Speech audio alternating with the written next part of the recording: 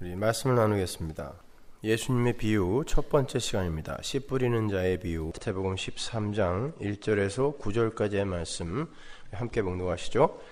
그날에 예수께서 집에서 나가사 바닷가에 앉으시매 큰 무리가 그에게로 모여들거늘 예수께서 배에 올라가 앉으시고 온 무리는 해변에 섰더니 예수께서 비유로 여러 가지를 저희에게 말씀하여 가라사대 씨를 뿌리는 자가 뿌리러 나가서 뿌릴새 더러는 길가에 떨어짐에 새들이 와서 먹어버렸고 더러는 흙이 얇은 돌판에 떨어짐에 흙이 깊지 아니하므로 곧 싹이 나오나 해가 돋은 후에 타져서 뿌리가 없으므로 말랐고 더러는 가시떨기 위에 떨어짐에 가시가 자라서 기운을 막았고 더러는 좋은 땅에 떨어짐에 혹 100배 혹 60배 혹 30배의 결실을 하였느니라. 귀 있는 자는 들으라 하시니라. 아멘. 오늘부터 우리는 예수님의 비유에 관해서 공부를 할 겁니다. 우리가 지금 수요 예배를 통해서 요한복음을 공부하고 있고 또 이러저러한 여타의 설교에서도 사복음서의 내용을 제가 많이 다루었기 때문에 우리가 사복음서에 나오는 예수님의 비유와 기적사건들 그리고 산상수훈 그 정도만 심도 있게 더 공부를 하게 되면 사복음서의 내용을 거의 다 모두 다루는 것이 되기 때문에 제가 우선 예수님의 여러 가지 비유 이야기들을 설교를 하기로 한 것입니다. 여러분들이 이 예수님의 비유 사건들을 다 배우시고 나면 자연스럽게 아시게 되겠지만 결론부터 말씀드리면 예수님의 모든 비유는 다른 것이 다 그러하듯이 예수 그리스도와 십자가 그리고 하나님 나라에 관한 이야기들인 거예요. 여러분이 이 세상을 살아가는 데 필요한 교훈 이야기가 아닙니다. 제가 이 예수님의 비유를 강의하기 위해서 비유에 관한 책과 논문만 거의 한 30여 권을 샀어요. 그래서 지금 읽고 있고 많이 읽었는데 그중 어떤 것은 너무나 유아기적 해석을 해놓은 것도 있고 판에 박힌 도덕 강해로 결론을 맺는 것도 있고요. 어떤 것들은 성도들을 회유하거나 협박하는 용도로 해석이 된 것들도 있어요.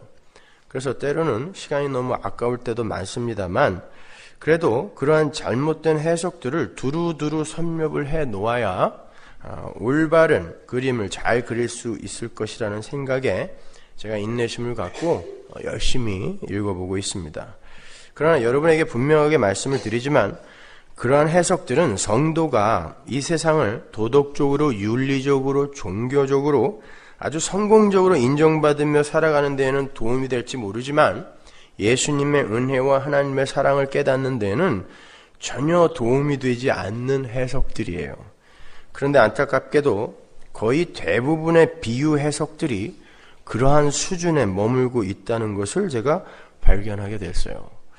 제가 비유 강해를 하는 동안 여러분이 그동안 배워오셨던 그러한 종류의 해석들을 성경으로 반격을 하며 올바른 해석을 전달하려고 노력을 할 테니까 한번 잘 들어보세요. 오늘 우리가 첫 번째로 공부할 비유가 씨 뿌리는 자의 비유입니다. 실망하셨죠?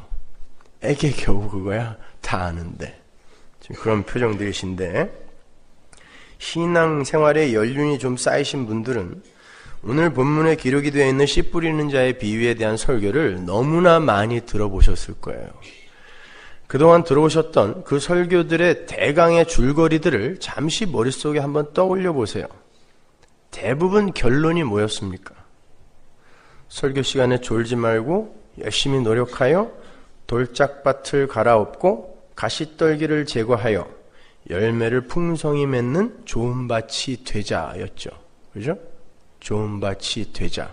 그래야 열매를 맺을 거니까. 그렇다면 이 비유의 제목을 밭의 비유로 바꿔야죠. 오늘도 역시 제가 디스푸타치오 방식으로 설교를 풀어가 보도록 할 테니까 제가 질문을 던지면 여러분이 마음속에 얼른 대답을 하시면서 따라오셔야 돼요. 첫 번째 질문입니다. 여러분, 밭이 스스로 돌이나 가시덤불을 제거할 힘이 있습니까?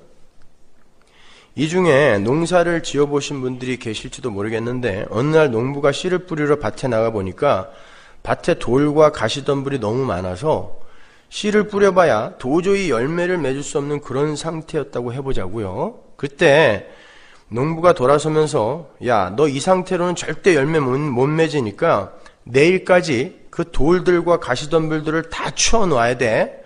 그러면 내가 내일 와서 다시 씨를 뿌려줄게. 그래야 열매가 맺을 거야. 이렇게 이야기했다면 여러분 배꼽을 잡고 웃으실 거예요. 그죠?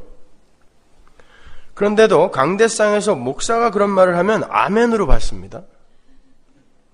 밭들에게 스스로 밭을 갈아엎어서 옥토가 되어라 라고 하는데도 그냥 그저 아멘이에요.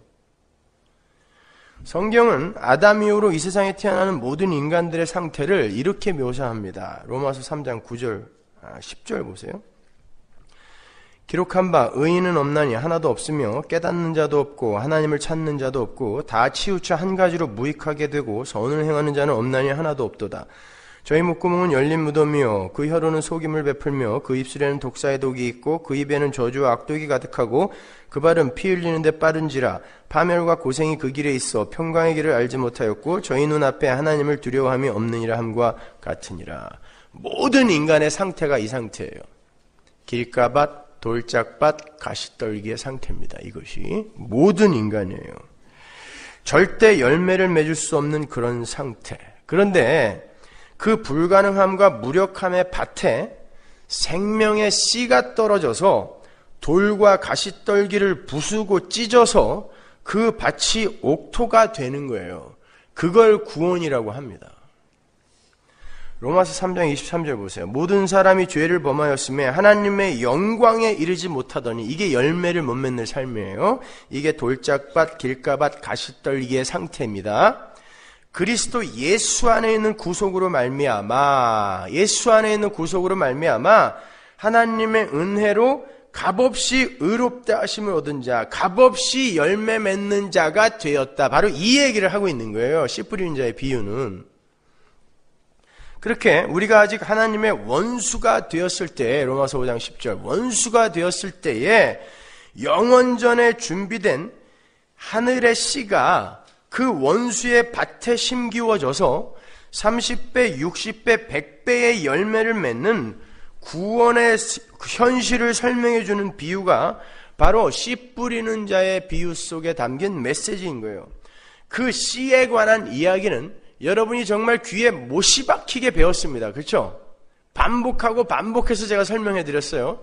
그 씨, 제라, 자손, 후손, 그 이름은 창세기 3장 15절부터 반복하여 아주 질리도록 나와요. 성경에. 그 씨가 혼돈과 공허와 어둠뿐인 길가밭, 돌짝밭, 가시떨기인 여러분 안에 심겨서 여러분이 옥토가 되는 것이지 우리가 스스로 마음밭을 갈아엎어 옥토가 되는 게 아니라 말입니다. 그걸 아르메니언주의라고 하는 거예요. 그 갈라디아 3장 16절에 보면 그 씨가 누구다? 자손, 그 씨가 누구다? 예수 그리스도다라고 바울이 명확히 설명해 주잖아요. 그 씨를 이야기하는 거예요. 그게 말씀으로 오셨잖아요. 그래서 말씀이 떨어짐에 이렇게 이야기를 하는 것입니다. 자, 좋은 밭이 되자, 그런 이야기는 성경이 이야기하고자 하는 바와 완전히 반대의 이야기를 하는 거예요. 다시 한번 말씀드립니다. 이 씨 뿌리는 자의 비유는 그 자체로 예수 그리스도의 필연성을 강조하는 복음의 메시지인 거예요. 그 자체가 복음입니다. 그래서 예수님께서도 씨 뿌리는 자의 비유를 말씀하시면서 이렇게 말씀하신 거예요. 마가복음 4장 13절. 또 가라사대 너희가 이 비유를 알지 못할진대 어떻게 모든 비유를 알겠느냐. 보세요. 씨 뿌리는 자의 비유를 옳게 이해를 하지 못하면 다른 비유들도 전혀 이해를 못한다라는 이야기예요. 그 말은 모든 비유가 다 같은 이야기를 하고 있는 건데 모든 비유가 예수 그리스도와 하나님 나라에 관한 것인데 지금 이 쉬운 이 씨 뿌리는 자의 비유가 담고 있는 그 예수와 하나님 나라에 관해서도 이해하지 못한다면 분명 너희들은 다른 비유들도 엉뚱한 도덕적 윤리적 교훈으로 오해를 할 것이다. 오해를 하고 말 것이다 라는 그런 말인 거예요. 그러니까 바로 이러한 이유에서 제가 첫 번째 비유 강해 본문을 씨 뿌리는 자의 비유로 택한 거예요. 이거 이해하면 다른 거 다 이해한다면서요. 예수님이 하신 말씀 아닙니까? 그러니까 여러분이 이걸 꼭 이해를 하고 가셔야 되는 거예요. 자, 너무 서둘러서 제가 결론으로 왔는데요. 지금부터 어떻게 그 씨 뿌리는 자의 비유가 예수 그리스도와 은혜라는 결론으로 연결이 되는지 제가 차근차근 설명해 드리도록 하겠습니다. 오늘 설교를 잘 이해하시면 다음 주 설교부터는 식은 죽 먹게요. 그러니까 정신 똑바로 차리고 한번 들어보세요. 먼저 이 씨 뿌리는 자의 비유가 나오게 된 문맥상의 배경을 봐야 되겠죠? 이 씨 뿌리는 자의 비유는 공관복음서에 공히 등장하고 있어요. 세 복음서에 다 들어있습니다. 마가복음에서는요, 예수님의 어머니와 동생들이 예수님을 찾아왔을 때 누가 내 어머니고 누가 내 고륙이냐라는 질문 다음에 이 비유가 붙어 있어요. 그리고 우리가 오늘 본문으로 채택을 한 마태복음에서도 누가 내 어머니고 누가 내 고륙이냐라는 질문 다음에 이 비유가 등장해요. 그러니까 이 씨 뿌리는 자의 비유는 누가 예수님의 진짜 가족이냐에 대한 대답으로 제시가 된 비유라는 걸 우리가 추론해 볼 수 있죠. 그리고 또 하나의 중요한 배경은 이 씨 뿌리는 자의 비유가 등장하는 장면에 세 복음서 공히 수많은 큰 무리가 예수님을 찾았다라는 사실이 배경으로 기록이 되어 있다는 거예요. 누가복음 8장 4절 보세요. 각 동네 사람들이 예수께로 나와 큰 무리를 이루니 예수께서 비유로 말씀하시되. 마가복음 4장 1절 예수께서 다시 바닷가에서 가르치시니 큰 무리가 모여들거늘 예수께서 배에 올라 바다에 또 앉으시고 온 무리는 바다 곁 육지에 있더라. 마태복음 13장 2절 큰 무리가 그에게로 모여들거늘 예수께서 배에 올라가 앉으시고 온 무리는 해변에 섰더니. 이렇게 예수님의 기적을 본 큰 무리가 예수님을 쫓겠다고 예수님께 나와서 예수님을 지금 둘러싸고 있어요. 거기에 씨 뿌리는 자의 비유가 떨어지는 거예요. 설교로 떨어지는 거예요. 뭐겠어요?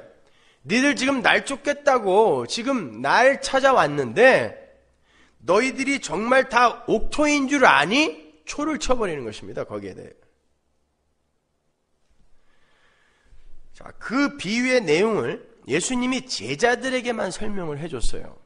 그리고는 왜 비유로 말씀을 하시느냐는 제자들의 질문에 이사야서의 말씀을 인용하여 대답을 해주세요. 잘 들어보세요. 마태복음 13장 10절 제자들이 예수께 나와 가로되 어찌하여 저희에게 비유로 말씀하시나이까? 대답하여 가라사대 천국의 비밀을 아는 것이 너희에게는 허락되었으나 저희에게는 아니 되었나니 무릇 있는 자는 받아 넉넉하게 되되 무릇 없는 자는 그 있는 것도 빼앗기리라. 그러므로 내가 저희에게 비유로 말하기는 저희가 보아도 보지 못하며 들어도 듣지 못하며 깨닫지 못함이니라. 이사야의 예언이 저희에게 이루었으니 일러스되 너희가 듣기는 들어도 깨닫지 못할 것이요 보기는 보아도 알지 못하리라. 이 백성들의 마음이 완악하여져서 그 귀는 듣기에 둔하고 눈은 감았으니 이는 눈으로 보고 귀로 듣고 마음으로 깨달아 돌이켜 내게 고침을 받을까 두려워함이라 하였느니라. 여러분이 아시다시피 이 말씀은 이사야서 6장의 내용을 그대로 인용한 거예요. 따라서 그 이사야서 6장의 내용을 잘 이해하고 있지 못하면 이 예수님의 말씀 또한 올바로 이해를 할 수가 없는 거예요. 그럼 이 인용문이 발췌가 된 이사야서 6장으로 가서 이 이야기의 문맥을 살펴봄으로 해서 이 이야기 속에 들어있는 진리를 한번 파헤쳐 보죠. 이사야서 6장 7절, 8절 보세요.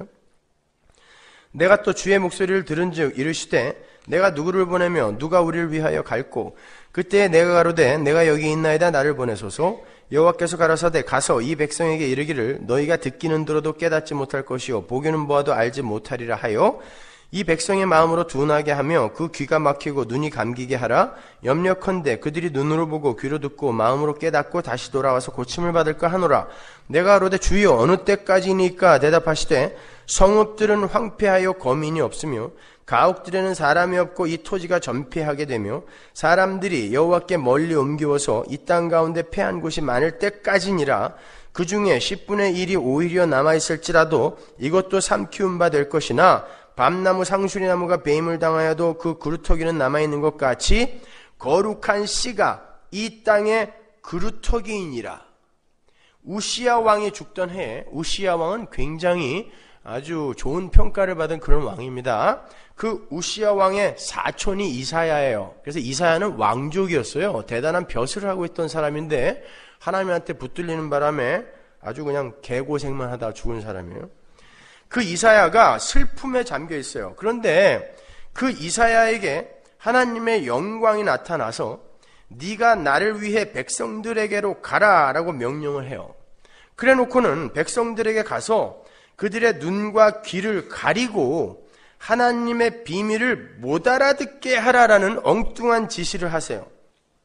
바로 그 임무를 예수님이 맡아가지고 내려오셨다라는 거죠. 그러니까 오늘 비유에서 예수님이 그 말을 끄집어다가 쓰시지 않습니까?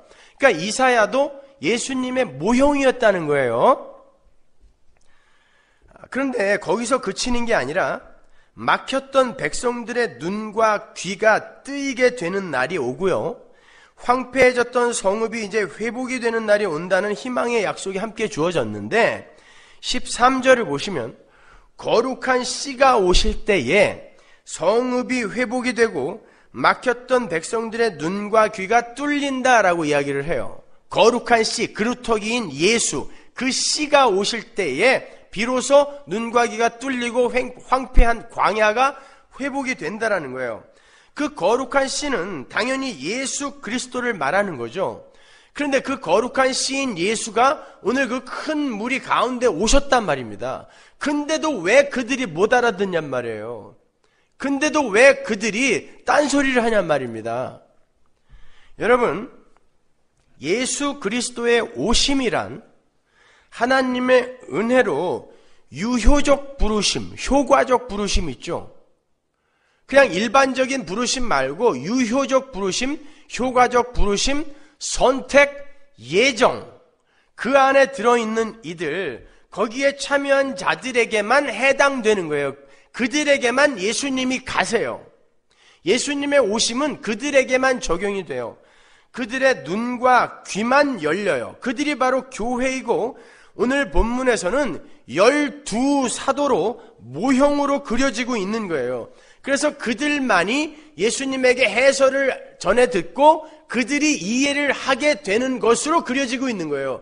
물론 그들도 이해를 못했어요. 그러나 성경은 항상 교회에게 어떤 메시지를 준다는 거 잊지 마세요. 이 시점에서 제자들이 알아들었냐 못 알아들었냐 이거는 무의미한 논쟁인 거예요. 제자들이 언제 예수를 믿게 됐는지 그걸 왜 알고 싶어 하세요, 여러분이.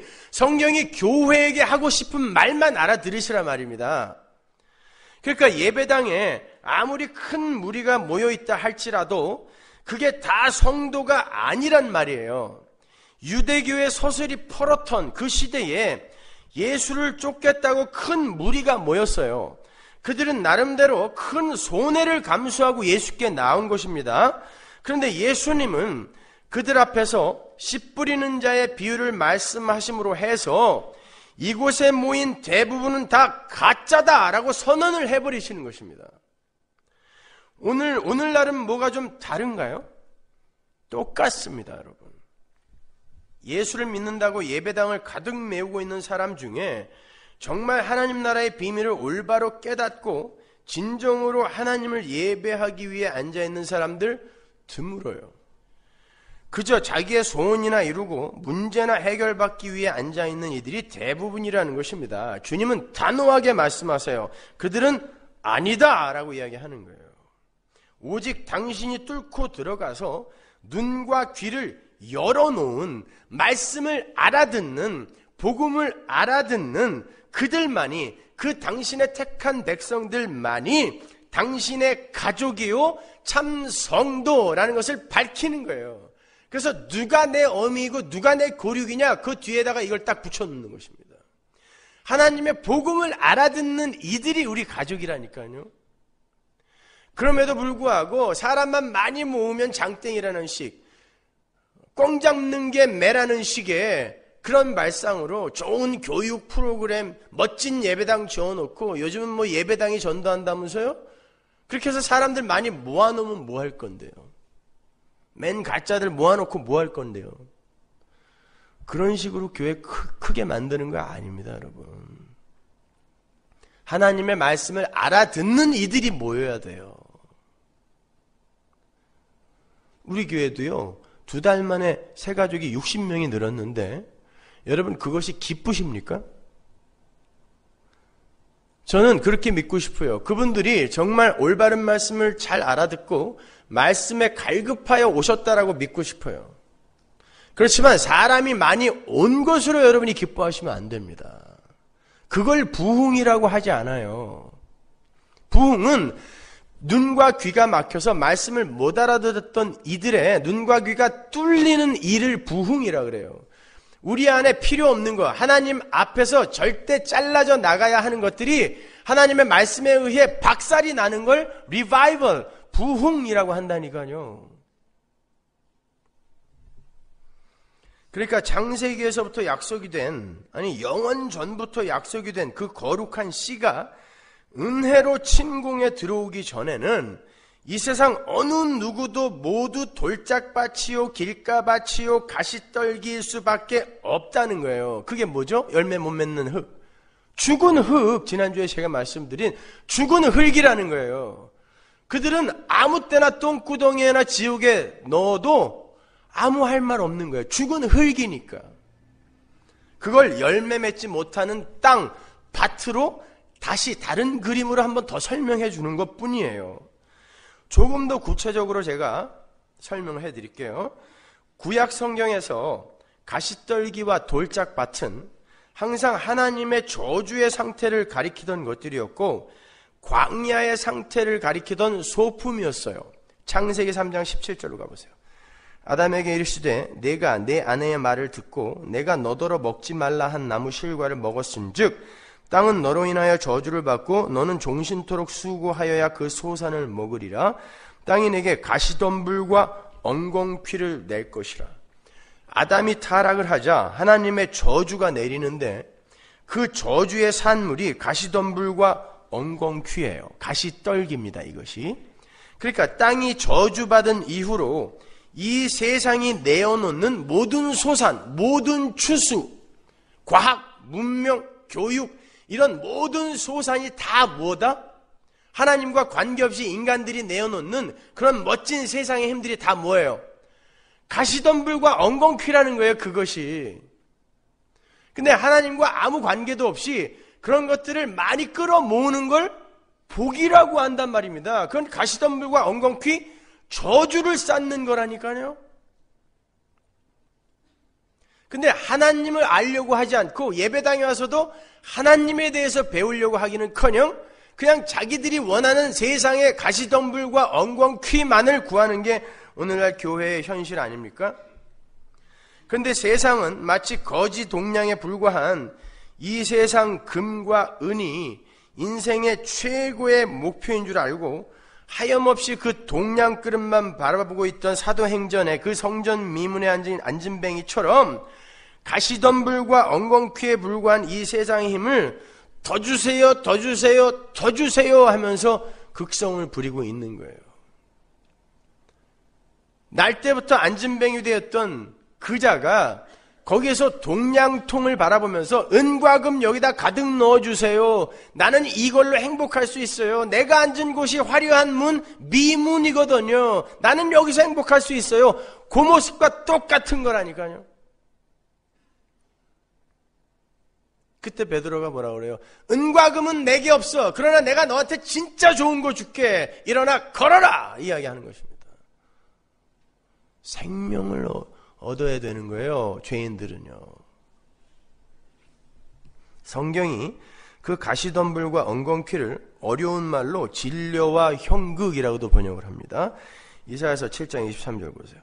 그날에는 천주에 은 1,000개의 가치 되는 포도나무 있던 곳마다 진려와 형극이 날 것이요. 엄청난 그 포도나무가 있던 곳에 전부 가시떨기, 가시덤불만 난대요. 엉겅퀴만 난대요.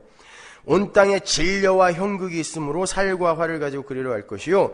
보습으로 살던 산에도 진려와 형극 까닭에 두려워서 그리로 가지 못할 것이요.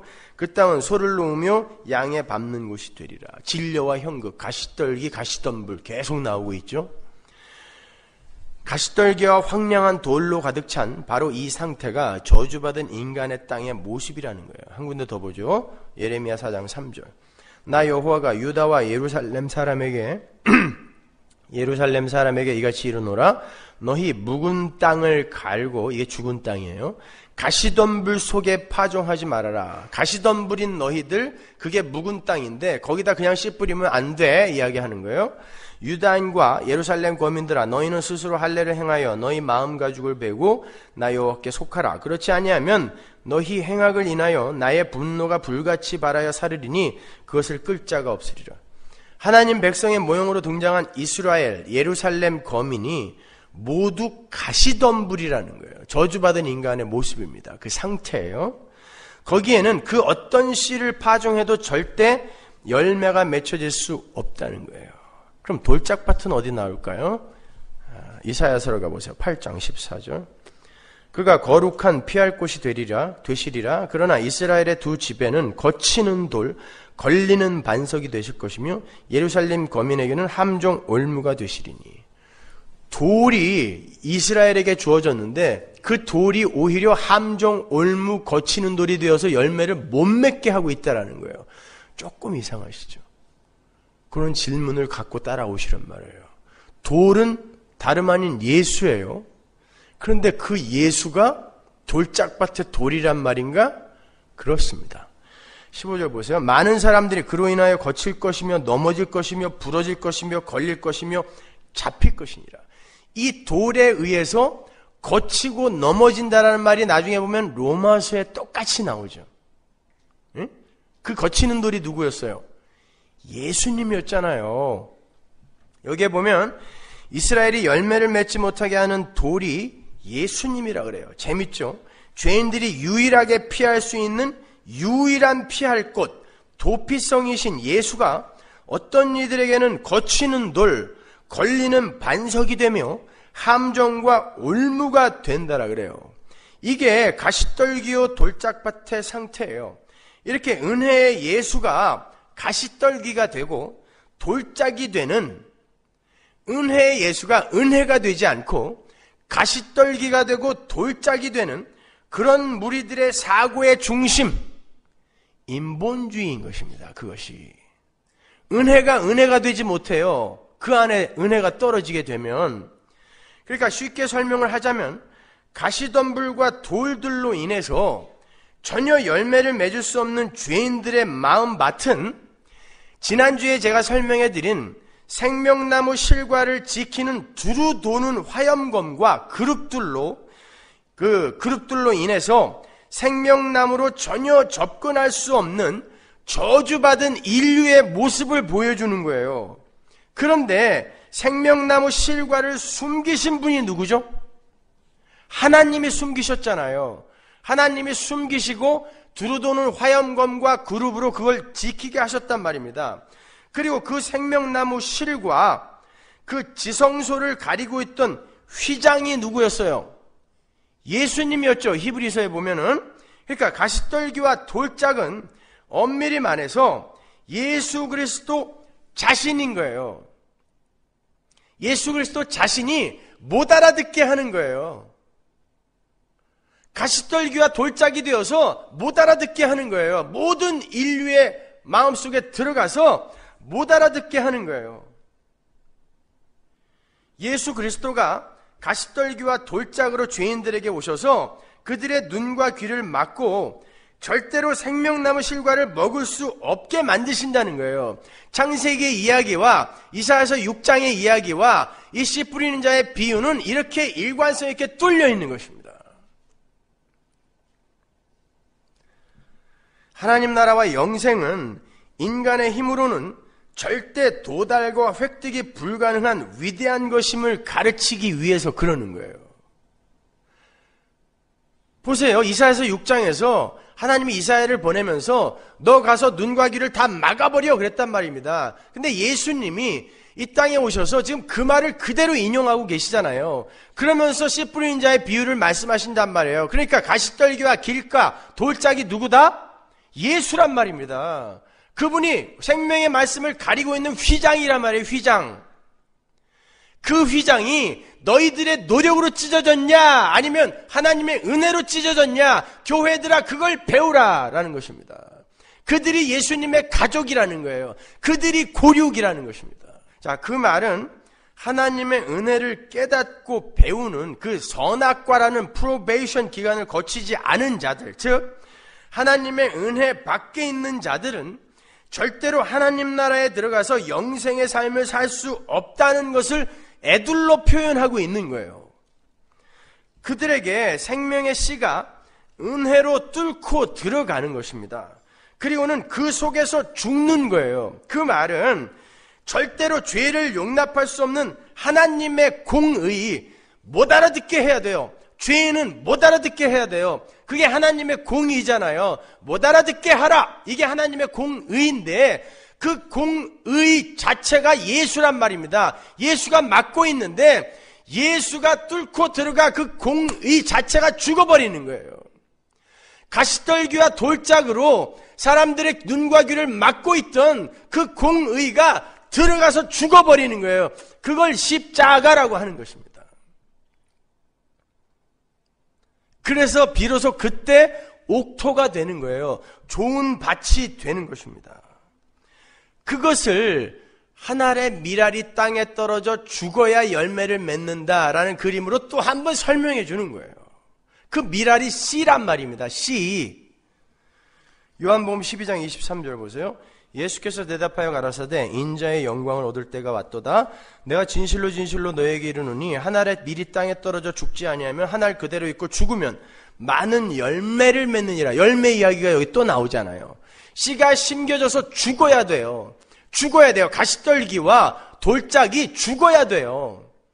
그게 죽어야 열매 맺는 옥토가 좋은 밭이 된단 말입니다. 예수 그리스도의 은혜의 복음, 십자가의 복음을 설명하는 거예요. 씨 뿌린 자의 비유는. 그렇게 밭이 스스로 옥토가 되어서 열매를 맺는 게 아니라 한 알의 씨가, 능력의 씨가 땅에 떨어져 죽어야 30배, 60배, 100배의 열매를 맺는다는 거예요. 그 말은 하나님의 공의가 예수의 죽음으로 채워지게 된다는 뜻이에요. 인간 측의 그 어떤 공로나 노력이나 자격이나 열심도 거기에 단 1%의 기여가 안 된다는 것입니다. 우리는 그렇게 하나님의 은혜의 씨에 의해서 열매 맺는 하나님 백성들이 되는 거지, 우리 스스로 우리의 가시덤불과 돌짝들을 제거해서 하나님 나라 백성들이 되는 게 아니라는 것을 보여주는 거예요. 그들이 바로 하나님 나라 가족이며 골육이라는 거예요. 아무리 큰 무리가 모여있다 해도 난 절대 너희들에게 내 몸 의지하지 않을 거야. 예수님이 반복하여 말씀하시죠. 그래, 아무리 많이 모여있다고 하더라도 난 너희 칭찬 안 해. 왜? 너희들은 예수를 보고 온 게 아니라, 진리를 보고 온 게 아니라 떡 달라고 온 거니까 너희들은 내 가족 아니야 말씀하시는 거예요. 예수님은 당신의 육적 어머니, 육적 형제들을 바로 그 씨 뿌리는 자의 비유 앞에서 부정해버리심으로 말미암아, 누가 내 어머니냐? 그건 예수님이 불효자라서 무례해서 그렇게 말씀하신 거 아니에요. 교회에게 뭘 설명해주기 위함이에요. 누가 내 어머니냐? 누가 내 형제야? 라고 이야기하심으로 해서 하나님 백성들의, 하나님 나라 백성들의 조건과 자격을 단호하게 규정시켜버리는 거예요. 그 혈통이 품고 있는 업적이나 인간 측에서의 업적이나 열심이나 노력이나 재산이나 지위나 훌륭한 인품, 도덕적 성취, 학식이나 깨달음, 그 어떤 것도 하나님 나라 백성됨의 손톱만큼도 기여를 할 수 없다라는 걸 그 작은 에피소드를 통해 먼저 보여주는 거예요. 그게 예수인 나, 하나님인 나의 육적 어머니, 형제라도 그건 아무짝에도 쓸모없는 것이다 라고 이야기하는 거예요. 그게 쓸모없는데 무엇가 하나님 앞에 우리의 조건과 자격으로 드려질 수 있겠습니까? 없단 말입니다. 따라서 여러분은 착하게 살아서 업적 많이 쌓아서 천국 가는 거 아니에요. 그거는 정말 자식 잘 되기를 사람답게 키우기 위해 학교 보냈더니 우리 엄마 아버지 도와준다고 학교 안 가고 나가서 껌 팔아온 놈이랑 똑같은 거예요. 졸업식 때 갔더니 애가 한 5,000원 들고 교문 앞에 서 있어. 뭐냐 너? 자신네 학교 안 다니고 엄마 아버지 도와주려고 6년 동안 껌 팔았어요. 그건 죽죠, 그냥 거기서. 근데 예배당에서 그 짓들을 하고 있단 말입니다. 뭔가 하나님께 자기가 보답을 한대요. 그리고 그 일이 하나님께 자격과 조건으로 받아들여질 거라고 생각하고 있는 것입니다. 그걸 자기 의라고 한단 말이에요, 여러분. 그러한 복음의 현실을 사도 바울이 호세아서와 이사야서를 동시에 인용을 해서 이렇게 설명을 해요. 로마서 9장 25절. 호세아 그래도 이르기를 내가 내 백성 아닌 자를 내 백성이라. 내 백성 아닌 자가 뭐죠? 가시떨기 돌짝밭. 내 백성이라. 이게 뭐예요? 옥토. 사랑치 아니한 자를 뭐예요? 가시떨기 돌짝밭. 사랑한 자라 부르리라. 이게 복음입니다. 사랑받는 자가 되어지는 게 아닙니다. 그냥 돌짝이고 가시떨기인데 하나님이 뚫고 들어가서 사랑하는 자로 만들어 버리는 거예요. 너희는 내 백성이 아니라 한 그곳에서 로암미 너희가 살아계신 하나님의 아들이라 부름을 얻으리라 함과 같으니라. 어떻게 더 명확히 설명을 해줘요.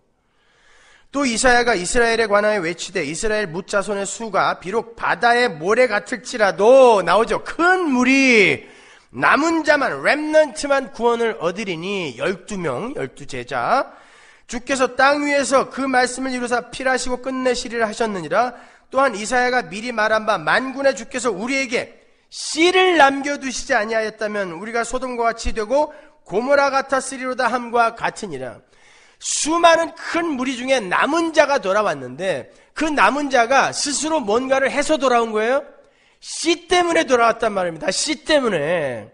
돌짝밭, 길가밭, 가시떨기가 씨가 심겨지니까 옥토가 되어 남은 자, 렘넌트들이 되더라는 거예요. 그걸 복음이라고 하는 것입니다. 예수를 쫓겠다고 수많은 자들이 모였어요. 그런데 그중 남은 자들에게만 복음의 비밀이 전해져요. 그 남은 자들의 모형으로 12제자가 등장하는 거예요. 나머지는 전부 그냥 길가밭, 돌짝밭이요 가시떨기라는 거예요. 그런데 남은 자들은 자신들의 노력이나 열심, 자격, 조건을 근거로 남겨진 게 아니라 하나님에 의해 남겨진 거란 말입니다. 그들은 원래 내 백성이 아닌 자, 사랑치 아니한 자, 즉 죽은 흙에 불과한 자들이었는데 죽은 땅에 불과한 자들이었는데 하나님이 남기시니까 거룩한 씨에 의해서 옥토가 되어 내 백성, 내가 사랑하는 자로 남겨지는 거예요. 정리가 되세요? 그러나 하나님의 거룩한 씨가 심겨지지 않은 자들은 어떻게 되죠? 오히려 예수라는 가시덤불과 돌짝에 의해서 멸망의 자리로 가게 되는 거예요. 그게 은혜 밖에 있는 자들이에요. 화염검과 그룹으로 그냥 갇혀 있어요. 그들에게는 못 알아먹어요. 못 알아먹어요. 선악과를 드시고 하나님처럼 되시어서 선악을 스스로 판단하고 이 세상의 유토피아를 상징하는 에녹성과 바벨탑 건설의 열성들인 이 세상의 건축자들은 진짜 모퉁이 돌이신 예수를 자꾸 내다 버리게 된단 말입니다. 그게 건축자들의 버린 돌이 모퉁이 돌이 된다는 그런 뜻이에요.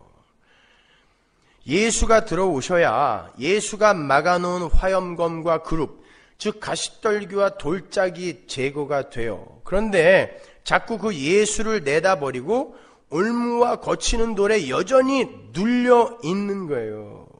예수가 들어와야 휘장이 찢기고 예수가 들어와야 얼굴에 가려진 수건이 거치는데 예수를 거부해요. 왜? 자존심 상한다는 거예요. 나도 선악과 먹고 하나님처럼 되어 있는데 왜 내가 아무런 무력한 자로 인정이 돼야 되고 폭로돼야 되며 왜 내가 은혜만을 바라야 돼? 그게 인본주의의 망령이란 말입니다. 그들이 바리새인이었어요. 왜 내가 예수만 믿어야 돼? 나도 제사 잘 지내고 있고 율법 잘 지키고 있고 착한 일 열심히 하고 있는데 왜 내가 예수만 믿어야 돼? 이게 가시떨기입니다. 이게 돌짝밭이에요. 이게 길가밭인 거예요. 로마서 9장 30절 보세요. 그런즉 우리가 무슨 말 하리요? 의를 좇지 아니한 이방인들이 의를 얻었으니 곧 믿음에서 난 의요 의의 법을 쫓아간 이스라엘은 법에 이르지 못하였으니 어찌 그러하뇨? 이는 저희가 믿음에 의지하지 않고 행위에 의지함이라 부딪힐 돌에 부딪혔느니라. 돌짝밭에 돌이 여기 나오잖아요. 기록된 바 보라 내가 부딪히는 돌과 거치는 반석을 시온에 두노니, 맞죠? 저를 믿는 자는 부끄러움을 당치 아니하리라. 그런데 갖다 내다 버리는 놈들은 그 돌 때문에 죽어요. 싹이 튀질 않아요. 여전히 자기 자신을 의뢰하고 의지하고 있는 자, 자기 부인의 길을 가지 않는 자는 아무리 열심히 예수를 믿는다고 해도 절대 열매 안 맺습니다. 못 맺습니다. 그냥 자기라는 우상을 더 살찌우고 있을 뿐이에요. 뭘로? 종교로. 종교마저도. 그건 신앙이라고 하지 않습니다. 그래서 교회에서는 잘난치 않은 인간들이 점점 줄어들어야 되는 거예요. 나를 본받으라 라는 인간들이 점점 사라져야 되는 거예요. 뭘 본받아요? 돌짝밭에서 같이 죽자는 거예요? 아닙니다, 여러분. 성도는 십자가 지고 티끌로 돌아가는 거예요. 자기 부인의 삶을 사는 것입니다. 은혜로 모든 걸 해결해 주겠다고 오신 예수를 십자가에 못 박아 죽여버린 세상이 예수에 의해서 죄인으로 정죄되고 심판에 이른 것처럼 예수님만을 의지하지 않는 모든 존재들은 다 열매 하나 없는 저주의 무화과 나무가 되어서 결국에는 말라 죽게 되는 거예요. 여러 가지 에피소드들이 이제 하나로 딱 연결이 되죠. 그죠? 무화과 나무의 이야기까지. 왜 거기서 열매 이야기가 나왔는지. 우리가 우리의 인생 전체를 하나님께 맡기고 그분의 은혜에 맡기는 건 힘의 원리가 지배하는 세상의 시각으로 볼 때 정말 유약하고 미련하기 그지없는 모습일 수밖에 없어요. 그러나 그게 바로 하나님의 진정한 능력을 경험하는 진짜 지혜로운 삶이라는 걸 하나님은 당신의 교회에게 알려주고 싶으신 거예요. 고린도전서로 가보세요. 1장 18절. 십자가의 도가 멸망하는 자들에게는 미련한 것이요 구원을 얻는 우리에게는 하나님의 능력이라. 십자가의 도가 뭐예요? 약한 자가 돼서 죽는 거예요. 근데 사람들은 그걸 미련하다고 본다니까요. 안 된다는 거예요. 그런 방법으로는 문제 해결 안 된다는 것입니다. 미련한 것, 미련한 자. 그러나 우리에게는 하나님의 능력인 거예요. 우리는 십자가에 못 박힌 그리스도를 전하니 유대인에게는 거리끼는 것이요 이방인에게는 미련한 것이로되 오직 부르심을 입은 자들에게는 유대인이나 헬라인이나 그리스도는 하나님의 능력이요 하나님의 지혜니라. 여러분이 부인되고 자꾸 약자로 폭로되는 게 여러분이 유약해지고 미련해지는 게 아닙니다. 거기에서 하나님의 능력이 나타나는 거예요. 그래서 약할 때 강함이라고 이야기하는 거예요. 여러분은 여러분의 인격을 개발하고 고양하여 훌륭한 도덕적인 존재가 되어 하나님 나라 가는 거 아니란 말입니다. 그거는 부산물일 뿐이에요. 그게 여러분의 목적이 되어서는 안 된단 말입니다. 그렇게 예수를 알지 못하고 여전히 가시덤불과 돌짝밭과 길가밭의 상태에 있는 이들이 이 세상에서 어떻게 살게 되는지, 어떻게 나타나게 되는지를 보여주는 게 바로 이 비유 딱 뒤에 붙어있는 예수님의 비유 설명에 다 나와 있어요. 볼까요? 마태복음 13장 18절. 그런즉 씨 뿌리는 비유를 들으라.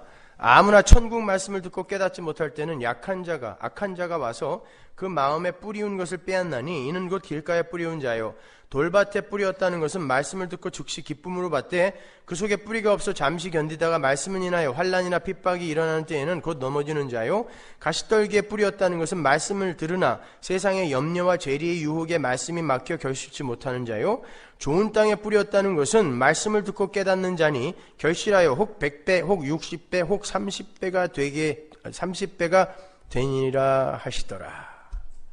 예수님께서 길가밭, 가시떨기, 돌짝밭의 상태를 설명해 주는데 먼저 길가밭은 천국 말씀이 떨어지게 되면 악한 자가 와서 그 말씀을 얼른 빼앗아가는 상태라고 이야기를 해요.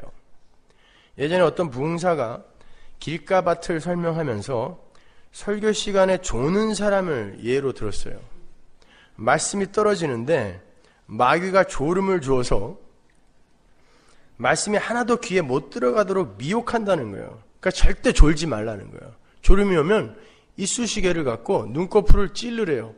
그리고 이렇게 커튼처럼 이렇게 쳐놓으래요. 천막처럼. 피곤하면 졸 수도 있는 거죠. 여러분, 예수님이 고작 설교 시간에 졸지 말라는 말씀을 하시기 위해서 이런 비유를 드셨겠습니까? 그렇다고 대놓고 졸고 그러지 마세요. 길가밭의 상태는 그런 정도를 이야기하는 게 아니에요. 더 심각한 상태를 이야기하는 것입니다. 그 상태를 잘 표현해주는 예가 창세기에 나와요. 창세기 19장 12절. 그 사람들이 롯에게 이르되 이 외에 내게 속한 자가 또 있느냐? 내 사위나 자녀나 성중에 내게 속한 자들을 다 성 밖으로 이끌어내라. 그들에 대하여 부르짖음이 여호와 앞에 크므로 여호와께서 우리로 이곳을 멸하러 보내셨나니 우리가 멸하리라. 롯이 나가서 그 딸들과 정혼한 사위들에게 고하여 이르되 여호와께서 이 성을 멸하실 터이니 너희는 일어나 이곳에서 떠나라 하되 그 사위들이 농담으로 여겼더라. 계시가 떨어졌는데 어떤 이들은 농담으로 여기더라는 거예요.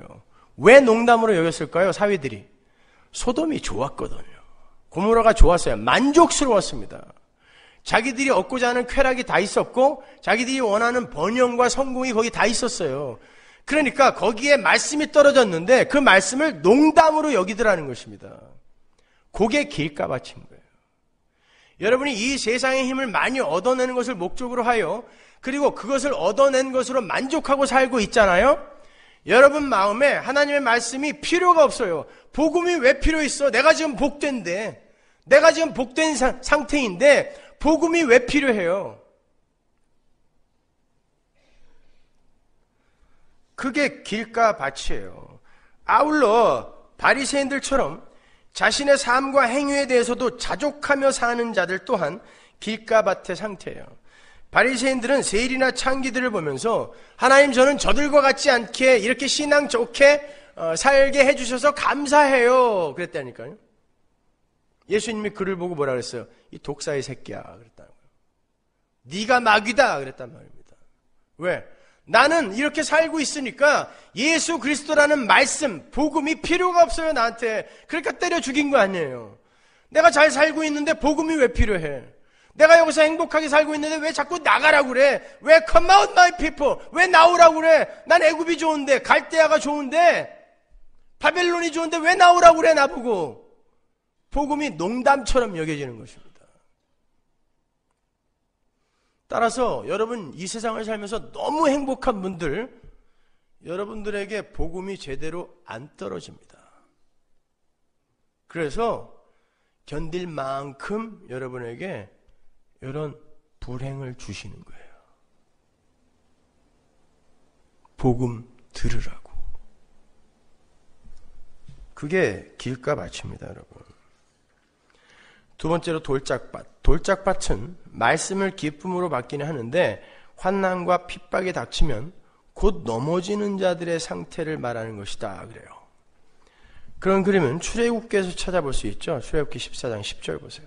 바로가 가까울 때 이스라엘 자손이 눈을 들어 본즉 애굽 사람들이 자기 뒤에 미친지라 이스라엘 자손이 심히 두려워하여 여호와께 부르짖고 그들이 또 모세에게 이르되 애굽에 매장지가 없으므로 당신이 우리를 이끌어내어 이 광야에서 죽게 하느뇨? 어찌하여 당신이 우리를 애굽에서 이끌어내어 이같이 우리에게 하느뇨? 우리가 애굽에서 당신에게 구한 말이 이것이 아니뇨? 이르기를 우리를 버려두라. 우리가 애굽 사람을 섬길 것이라 하지 아니하더뇨? 애굽 사람을 섬기는 것이 광야에서 죽는 것보다 낫겠노라.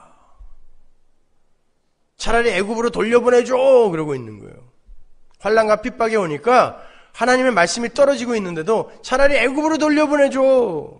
환난과 핍박이 오니까 금방 하나님을 배신하고 그분께 등을 돌려요. 여전히 하나님보다 현실을 더 소중하게 여기는 자들이죠. 그죠? 그게 돌짝밭입니다. 세 번째로 가시떨기는 세상의 염려와 재리 유혹을 못 이기고 열매를 맺지 못하는 죄인들의 상태를 이야기해요. 한마디로 하나님을 믿기는 믿는데 하나님의 목적이 아니라 하나님으로부터 무언가를 얻어내기 위해서 하나님을 믿는 그런 이들의 상태. 역사학자들에 의하면 바벨론 포로 이전까지는 이스라엘의 성전에 성막에 제단이 2개 있었대요. 실제로 발굴을 해보니까 하나님을 그렇게 열심히 섬긴다고 하는 인간들이 제단을 2개를 두고 섬겼더라는 것입니다. 하나는 하나님께 드리는 제단, 하나는 하나님이 안 주는 것을 얻어내는 바알에게, 아세라에게 분양하던 제단 2개가 있었어요. 그래서 예수님이 재물과 만몬과, 그 바알이잖아, 아세라잖아요. 만몬과 하나님을 어떻게 동시에 섬기니 도둑놈들아 말씀하신 거예요. 그러니까 하나님이 바벨론 포로 70년 확 보내버렸어요. 그때 이후로 그 나머지 제단이 없어졌습니다. 그건 안 된다는 거예요. 그게 바로 하나님을 버린 거예요. 하나님도 섬기고 세상의 힘도 섬기고 그게 버린 거란 말입니다. 그건 하나님 예수 믿는 거 아니에요, 여러분.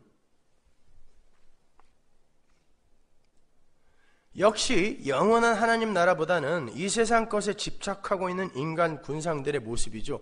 이 3가지 밭이 전부 뭐예요? 하나님처럼 되겠다고 선악과 따먹은 아담인 것입니다. 이것이. 그리고 그 상태로는 절대 천국 못 들어간다가 생명나무를 화염검과 그룹으로 감추어둔 상태예요. 그 상태. 그 상태는 멸망이라는 것입니다. 근데 내가 너희에게 뚫고 들어와서 너희 눈과 귀를 열었다. 이 말씀 하시는 거예요. 교회들아, 내가 너희들의 눈과 귀를 열었어. 너희들도 그렇게 멸망돼야 돼. 죽은 흙이니까, 열매 못 맺는 죽은 흙이니까. 그러나 내가 은혜로, 오직 은혜로 너희들의 힘 하나도 도움받지 않고 오직 은혜로 너희들에게 뚫고 들어와 너희들에게 새 생명을 주었어. 근데 너희들 공로 아직도 자랑할 거야? 묻는 거예요. 하나님 나라 가서는 그래서 우리는 이 사실을 다 깨닫고 그냥 하나님 말씀에 죽으라면 죽는 예수 그리스도의 십자가의 순종의 삶을 살게 되는 거예요. 그래야 그 나라에 모반과 반역이 없을 거 아닙니까? 그거 배우고 가시면 되는 거예요. 하나님 나라 가면 그냥 영원히 할 그 착한 일, 그거 몇 개 여기서 더하고 오라고 여러분 인생에 보낸 거 아니란 말입니다. 그런데 중요한 건 그 위에 3가지 밭의 모습이 우리 속에 그대로 다 들어있다는 게 문제예요. 아닙니까? 그 3가지 밭의 모습이 우리 속에 너무나 풍성이 넘치고 있지 않아요? 솔직해지잔 말이에요, 우리끼리니까.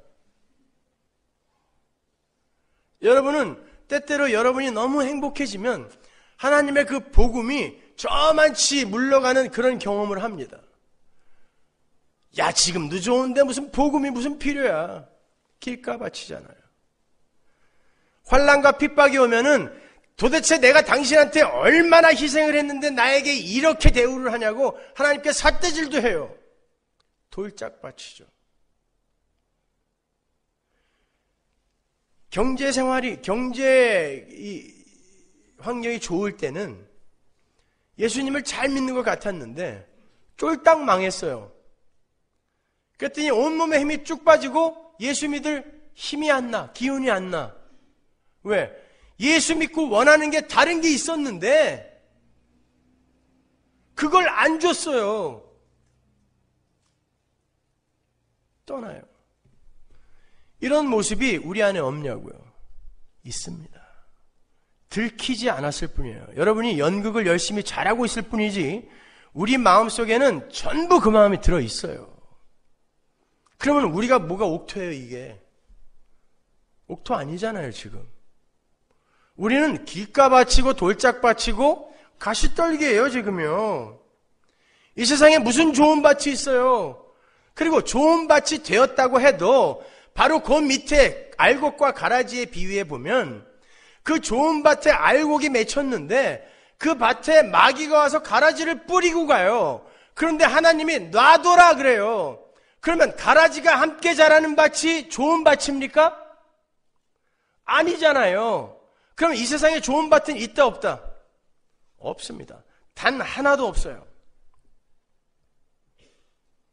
예수를 믿는 사람도 완전한 좋은 밭일 수는 없습니다.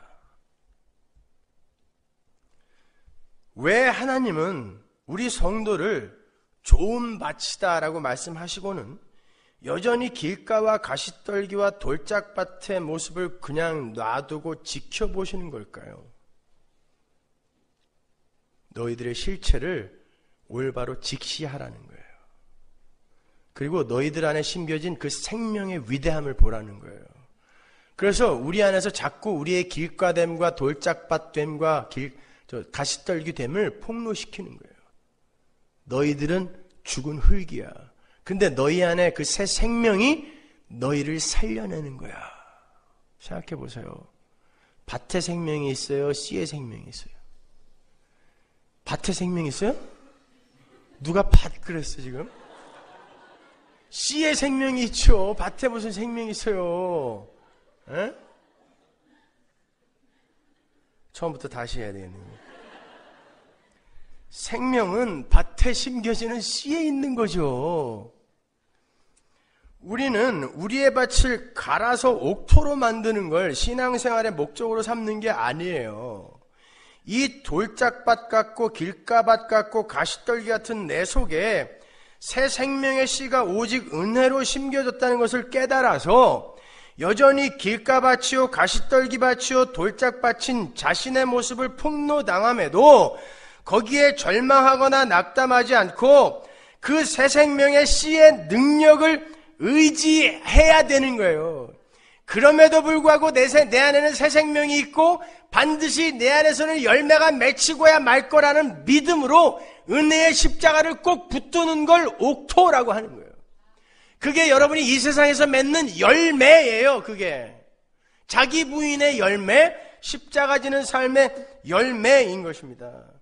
그들이 이제 마지막 날에 반드시 옥토로 완성이 되어서 30배, 60배, 100배의 열매를 맺는 자들이 되는 거예요. 누구에 의해서? 예수에 의해서. 근데 이 세상 속에서는 내 안에 들어있는 게 너무 많기 때문에 이걸 자꾸 하나하나 비워가고 폭로당함으로 말미암아 내가 싹 비워지고 예수로 가득 차게 될 때 거기서 진짜 예수의 열매, 갈라디아서 5장 22절 성령의 열매, 소유격이 아니라 주격이라 그랬죠. 성령이 맺으시는 열매가 나타나는 거란 말입니다. 그래서 복음이에요. 여러분에게 열심히 밭 갈아엎어서 옥토대라고 하면 그게 무슨 복음입니까? 중노동이지. 돼요? 안 되는 걸 어떻게 하려고 그래요? 얼마나 갈아엎으려고 애써봤습니까? 이번 주부터는 절대 우리 남편한테 바가지 긁지 말아야지. 그날 저녁에 반 죽이잖아요. 옥토 안 돼요. 여러분 안에 있는 예수가 여러분을 옥토로 만드시는 것입니다. 우리를 예수 안에 넣어서 이 세상의 풍랑 위를 걷는 자로 만들어 주셨으면서도 이 세상의 풍랑 속에 그대로 놔두시면서 너희들은 풍랑을 딛고 일어선 방주 안에 들어있는 성도야, 이걸 경험하게 해주시는 것처럼 옥토로 이미 만들어 놓고 길가밭, 돌짝밭, 가시떨기의 삶을 경험하게 해주시는 거예요. 그럼에도 너희 안에 들어있는 새 생명이 너희들을 완벽하게 완성해내고 말 거야. 이걸 우리에게 가르쳐 주시는 것입니다. 따라서 세상은 가시떨기와 돌짝으로 인해서 멸망에 처하게 되지만 우리 성도는 우리 안에서 폭로되는 가시떨기와 돌짝의 모습을 통하여 한 발짝 더 예수님의 은혜 뒤로 숨게 되는 거예요. 그게 남은 자고 자기가 부인되어져 가는 그런 그 성도의 삶이며 그게 바로 30배, 60배, 100배의 열매를 맺는 삶인 거예요. 여러분, 우리는 우리 스스로 그렇게 옥토가 될 수 없어요. 여러분 안에 있는 예수를 붙드세요. 은혜 속으로 자꾸 숨으시란 말이에요. 그렇게 하나님께서 구원받은 옥토들에게 길가밭의 상태와 돌짝밭의 상태와 가시떨기의 상태를 계속 경험하게 해주시는 이유가 씨 뿌리는 자의 비유 바로 밑에 붙어있는 알곡과 가라지의 비유의 메시지로 들어있는 거예요. 그래서 그 비유가 같이 붙어있는 것입니다. 마태복음 13장 29절을 보면 하나님께서 가라지들을 그냥 놔두라고 하시는 장면이 나오는데 거기 중요한 단어가 나오니까 한번 보고 가죠. 주인이 가로되 가만두어라. 가라지를 뽑다가 곡식까지 뽑을까 염려하노라. 가만두어라. 이 실레고라는 단어가 허락하다, 용납하다, 용서하다 라는 뜻이 포함된 단어예요. 가라지는 가만두어라. 허락해라, 용서해라, 용납해라. 뭐를? 가라지를. 왜? 너희들이 나중에 알곡으로 추수가 되기 위해선 그 가라지가 뽑히면 안 된대요. 그러니까 성도들 알곡의 인생 속에서 가라지가 꼭 있어야 돼요, 없어야 돼요? 가라지가 뽑히면 같이 뽑혀 죽는다니까. 있어야 된다는 거죠. 왜 그 가라지를 심어놔요? 우리의 인생에, 이 세상에 왜 하나님이 가라지를, 죽은 흙들을 왜 허락하십니까? 우리의 거룩, 성도의 성숙을 위해서. 가라지들은 뭐 하는 데 쓰이는 거예요? 신뢰고, 용납하고, 용서하고, 허락하고, 받아들여주는 나의 거룩의 훈련의 도구로 쓰여지는 거예요. 마찬가지입니다. 내 마음속에 있는 길가밭, 돌짝밭, 가시떨기의 그 상태 또한 나의 그 은혜 속에서 온전히 완성될 성도인 나의 그 완성에 필요한 것이라 놔두는 거예요. 그러나 내 안에 들어있는 그 생명의 씨는 반드시 너희들을 알곡으로 추수해내고야 만다. 이게 씨 뿌리는 자의 비유입니다. 이게 알곡과 가라지의 비유인 거예요, 여러분. 그래서 하나님이 새 언약에서 내가 너희들에게 새 마음을 준다 이야기하는 거예요. 새 마음 준다. 마음 밭을 새 마음으로 바꿔준다는 거예요. 근데 그 온전한 새 마음이 되기 위해선 여러분의 그 전 마음이 어떤 마음이었는지를 이 땅에서 처절하게 경험하고 가셔야 돼요. 그래야 그 새 마음이 얼마나 소중한지를 알죠. 그래서 길가밭, 돌짝밭, 가시떨기의 그 옛 마음을 여러분이 아주 뼈에 사무치게 경험하고 가셔야 돼요. 여러분이 가끔 실수하고 좌절하고 절망할 때, 실패하는 삶을 살 때 하나님 앞에 너무 죄송하죠. 그리고 그 삶이 행복하지도 않아. 잠깐 쾌락을 맛봤는데 그것 때문에 몇 달, 몇 년을 죄책감으로 고생해요. 책지적 죄책. 벌치적 죄책은 사망, 그건 없어졌지만 책치적 죄책이라는 게 우리에게 남아있어요. 책치적 죄책이라는 건 그 일을 저질름으로 말미암아 내 안에 들어있는 그 내 안에 남아있는 그 괴로움, 고통스러움, 성도에게만 있는 그걸 왜 남겨두셨겠냐고요. 돌짝밭, 가시떨기, 길가밭의 상태가 얼마나 고통스러운 건지를 너희들이 한번 경험해보라는 거예요. 잠깐은 행복했을지 모르지만 어떤 결과가 너희의 삶에 초래되는지 보라는 것입니다, 여러분.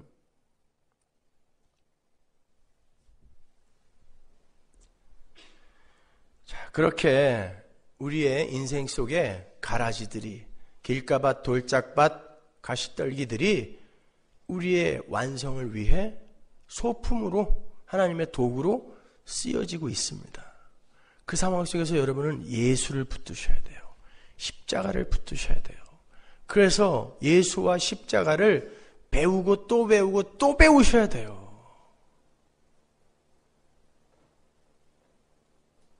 성령은 이 땅에 여러분의 그 눈과 귀를 열으러 오신 것이지, 여러분에게 무슨 입에 거품이나 물고 쓰러졌다 일어나는 이런 거, 다른 종교에도 다 있는 거, 그런 거나 경험하게 해주시기 위해 오신 분이 아니란 말입니다.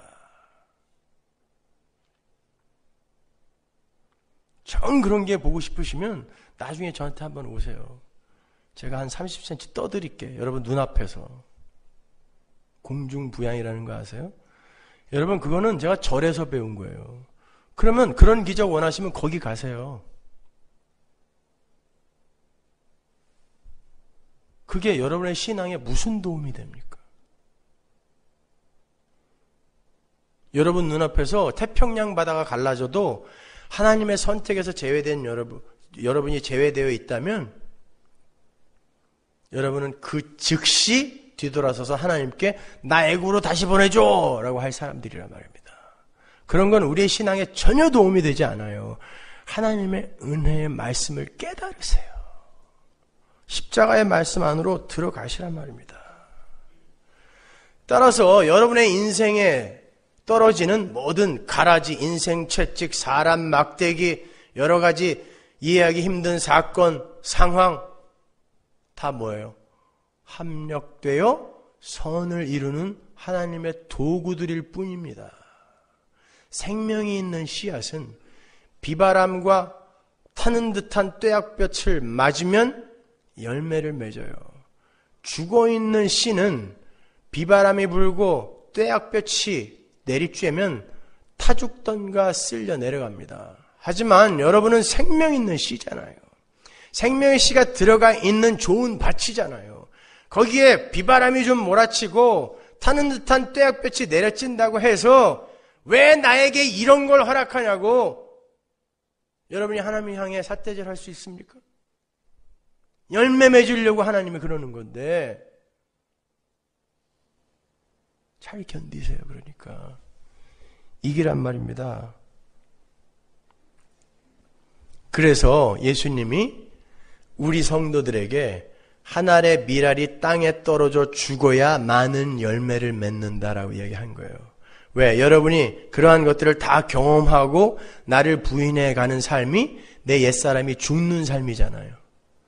그 죽는 삶, 씨가 돼서 내가 죽는 삶을 살 때 내 안에서 열매가 맺히는 거룩의 완성이 되는 거예요. 참 많이 했네요. 오늘 여러 가지. 다 연결이 되세요, 여러분? 성경은 그렇게 재미난 거예요. 무슨 사회 개혁을 하고 좋은 일 하면서 착한 일 하면서 잘 살자? 누굴 위해서? 자기 가치 향상을 위해서. 그게 죄라 말입니다. 아니요. 그런 건 자기가 부인되어지면 당연히 하나님 사랑과 이웃 사랑으로 격발되게 되어 있어요. 그때까지 가만히 있으세요. 좀 참아주세요. 그 홍해 앞에서 이스라엘이 야 애굽으로 차라리 돌아가자. 죽을 데가 없어서 우리가 여기까지 와서 죽냐? 야 돌아가자 모세야. 그랬을 때 모세가 뭐라 그랬어요? 야 이놈들 열심히 가르쳐야 되겠네 이거. 야 니들 마음밭을 다시 갈아엎어야 되겠다. 이랬습니까? 너희는 가만히 있어. 주가 하나님됨을 알지어다. 너희는 가만히 있어. 주가 하나님됨을 알지어다.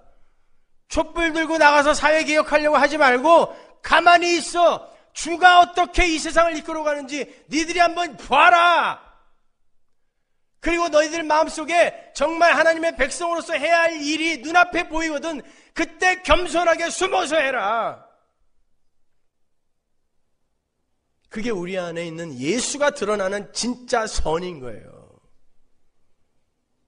뭘 그렇게 할 일들이 많아요, 이 시대의 교회는.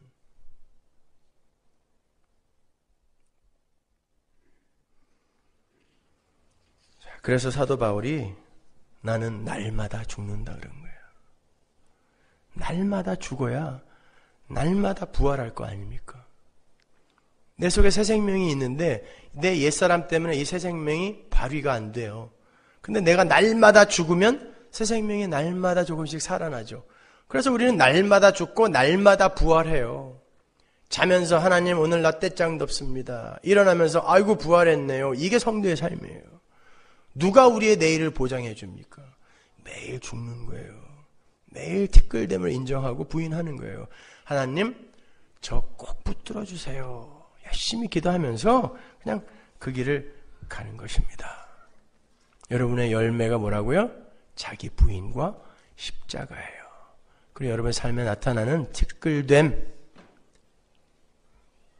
돌짝밭, 가시떨기, 길가밭의 모습, 가라지됨의 모습, 그 속에서 열심히 폭로당하시고 여러분의 실체를 폭로당하시고 거기에서 예수의 십자가를 더 굳게 붙드십시오. 그게 착한 삶이고 열매 맺는 삶이에요. 씨 뿌리는 자의 비유 이해가 가셨죠?